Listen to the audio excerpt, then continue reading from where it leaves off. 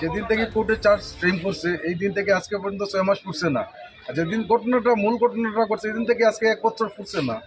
এই 1 বছরের মধ্যে এত দ্রুত বিচার ব্যবস্থা যে হাইলাকান্দির মতো একটা জায়গাতে যে এত সুন্দরভাবে হয়েছে যে এর লাগে আমি কোর্টের কাছে আমি পার্সোনাল তরফ থেকে আমি কৃতজ্ঞ।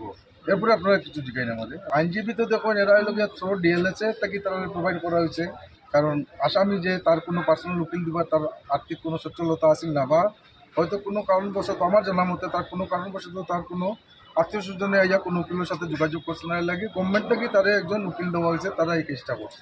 আসামি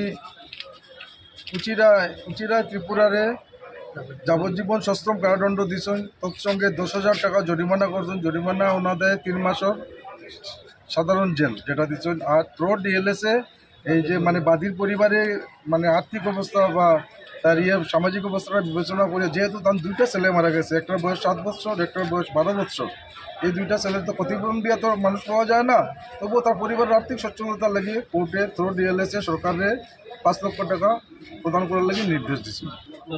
একটার নাম হলো ধনঞ্জয় ত্রিপুরা আর একটা হলো স্বর্ণজয় ত্রিপুরা। ধনঞ্জয় ত্রিপুরার বয়স 7 বছর আর স্বর্ণজয় ত্রিপুরার 12 বছর বয়স।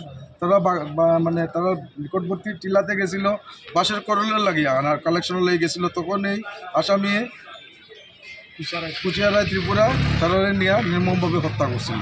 হত্যা করিয়া লাঠির টুকরা দিয়ে মারিয়া হত্যা করিয়া তারা রাত্রেবেলা তার বডিটা ডেড বডিটা তার বাড়ি কিনার নিকটবর্তী একটা পুষ্করে পড়াই দিছিল।